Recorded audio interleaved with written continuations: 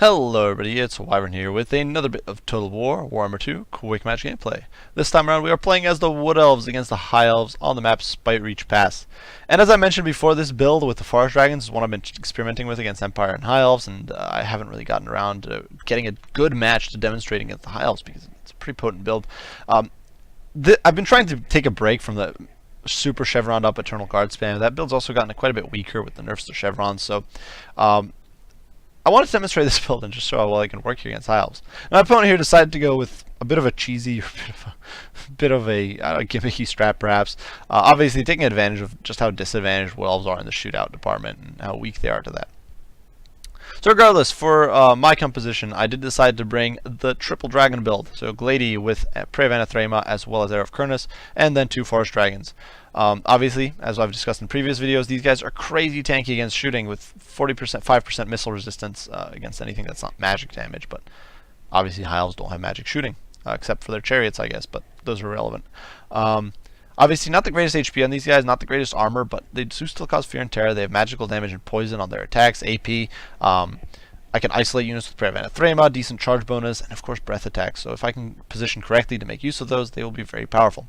My front line here is composed of 5 units of Dryads, just there to provide a buffer for my archers and so take on my opponent's infantry. They'll win against spearmen. They won't win against anything else basically, but they can vanguard. They can body block for my way watchers, and if they get into the back line, they can definitely crack open that cookie jar. They'll beat down on Lothern Seaguard or Eagle Claw Bolt Throwers pretty effectively. They are backed by a single branch wraith here with Penumbral Pendulum, Melkoth's Mystifying Miasma, Earthblood, the other Trickster's Shard, as well as Call of the Wild.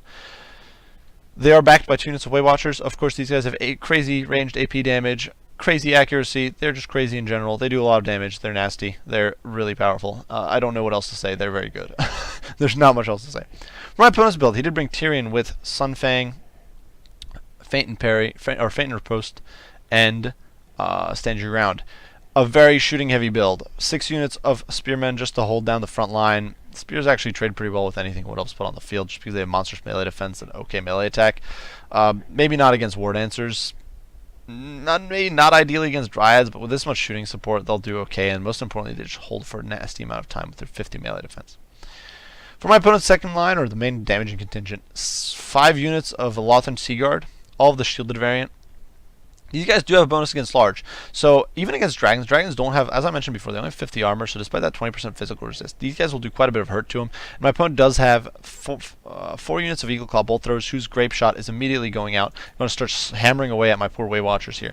The one saving grace of the Way Watchers is that they have such a scattered formation, and that is going to make it very difficult for those arrows to get max value against them. You can see the Dryads getting peppered down by arrow fire, or the arrow fire very quickly on as they close the gap here, already losing some models. But the Spearmen, obviously their brace matters for nothing. But Tyrion is going to charge out and plow into him. So these Dryads over here are in for bad time. The Spearmen, of course, are going to start getting chipped away at.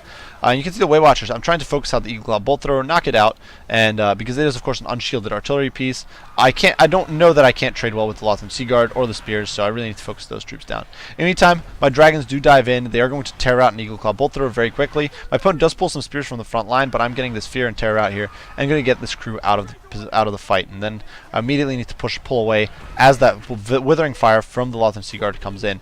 A Penumbral Pendulum did go down my opponent's backline here, which unfortunately I missed, but it definitely, you can see it whittle down these Lothern Seaguard very badly. It beat up on these Lothern Seaguard with shields, and you can see my Dragons just kind of waddling away, like a bunch of champs, like nothing happened. They're just walking away. They're taking their sweet time, having terror out of 2 Eagle Claw Bolt Throwers. You can see my Way Watchers trying to focus out that Eagle Fire, and you can see the Lothern Seaguard hit with the Prey of Anathema, and we all know what's coming. If you've seen the Dowie video, you know how nasty these flank breath attacks can be. In the meantime, you can see my Dragons kind of hovering around. You can see a breath attack going down on these Lothern Seaguard and annihilates them. They are down to 24 models. They are immediately wavering, 1100 HP, and they immediately break. So that's some brutal stuff. Dryads trading well with the Spears in the front. Way Watchers, of course, withering down, laying Withering Fire down on the Eagle Claw Bolt Throwers, peppering away at them. And you can see over here the breath attacks are going down. Melting Lothern Seaguard, annihilating him with those nasty gouts of stinking breath. And of course that does apply a debuff, and I think it's worth looking at it right here. You can see Noxious Gas, minus 30 reload skill, minus 30% melee attack. So Melee attack doesn't matter much, but minus 30 reload skill will reduce the rate of fire on these guys by quite a bit. And that Waywatcher fire with the Dragon Fire has actually made a significant difference here at forcing these troops to rout. Meantime, here you can see the spears do take a rear charge from the Glady, which is going to start breaking them or start dropping their morale, at least for a little bit. I guess they actually stabilize pretty quick. You can see some grape shots still coming in from the last remaining bolt thrower. But the Waywatchers are now able to start focusing fire on the flanks. You can see the Waywatchers took a beating. These guys are down to 24 models. These guys are down to 39. But it's been worth it. We've definitely got quite a bit of hurt in. You can see the Dryads here overwhelming the backline. The Branch Wraith able to collapse on the flanks. Spearmen here. And the Dragons are kind of diving in, terror-routing the Spearmen. And once the Spearmen tear out, the Dryads are then able to collapse on my opponent's backline and do a world of hurt. You can see an Arrow of Kurnus here trying to get into Lothran Seaguard's flank, but not doing enough. Honestly, that was a kind of a wasted cast there. Already my Waywatchers did try to plink away at Tyrion, but flunked. You can see the Dragons kind of chasing away these Lothran Seaguard, kind of collapsing the backline here. There's still an Eagle Claw bolt thrower online, but things are definitely not looking too rosy. Over here, the Spearmen are routed and being chased by the Dryads. You can see over here some bolt thrower crew and Lothran Seaguard, but with the fast break on my opponent's army, none of these troops are really able to come back. Unfortunately for me, though, Tyrion is going to dive into my Waywatchers. He does charge out, and I actually do believe I was trying to get a pair of Anathema. I finally do get one, a little late, but he only has 2100 HP. But the Waywatchers are so badly beat up, and you can see the grape shots still piling in. You can see just scattering goblets. This guy had a bad day. Oh my, just half a Waywatcher there. You can see Tyrion here, though, taking a bit of a fire. Unfortunately, these guys are not shooting. Not entirely sure why, but you can see just the precision of that Waywatcher fire is disgusting. But unfortunately, the grape shot's still firing. These Waywatchers just don't fire. Not entirely sure why. I do believe I had them fire at will, but they didn't, so I don't know. But the Glady is able to get on top of the Lothran Seaguard and start tying down the backline. Anytime over here, you can see the Dragon chasing off the Lothran Seaguard. The Dryads sliding out with Lothran Seaguard. Like I said, I'm not entirely sure who wins this. I think the Dryads still win, but especially with the fact that they're beaten up, I'm not entirely sure. Either way, the Glady's on top of the Eagle Claw bolt thrower. Tyrion is, of course, annihilating my poor infantry. The Waywatchers don't have the tools really to deal with him, with no prayer of Anathema, but it's just Tyrion at this point, and the rest of his army is shattering, so he's going to follow them off the field with an ignominious rout. So definitely a bit of a brutal build. Now obviously the Dryads took an absolutely beating, so did in fact all of my units took a nasty beating, but I found that no matter what sort of build you do against High Elves as Wood Elves, no matter what strategies or tactics you might use, except for maybe a pure kiting build, I don't know. I found those to be a bit lackluster as well, just because of High Elves, just because of how much silver shielding they've got.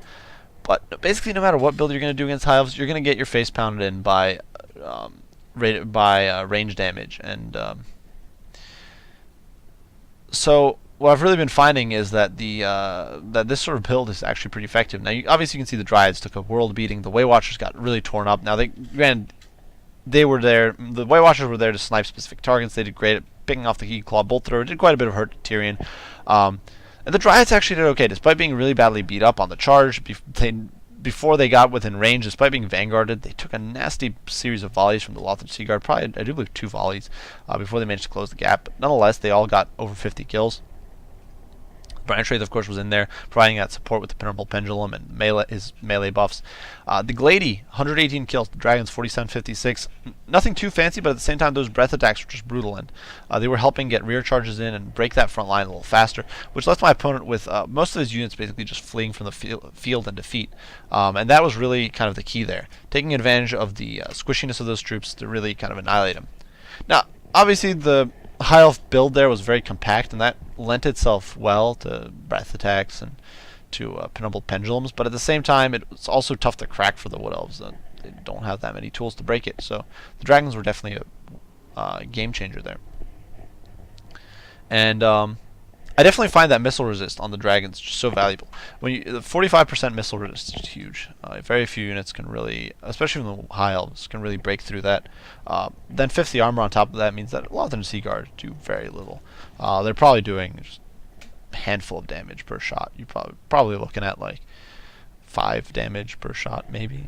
Might be pushing it, maybe even less. So definitely some good stuff. You can see, of course, the losses were brutal on both sides. About 2/3 of the army's lost. Maybe, yeah, give or take, I'd say about 2/3 of the army's lost. For my opponent, almost exactly 2/3. So definitely a tight fight, but I definitely find those Dragons to be an absolutely brutal presence. So I do hope you guys enjoyed the video. Great game to my opponent Shade. I do hope you guys enjoyed. I do find it entertaining and perhaps a little informative on how to handle high elves, wood elves. As usual, guys, if you have any comments, criticism, anything like that, be sure to post them down in the comment section below, and I'll respond as soon as I can. As usual, I do appreciate you all for watching, and I will see you all in the next one. Bye for now.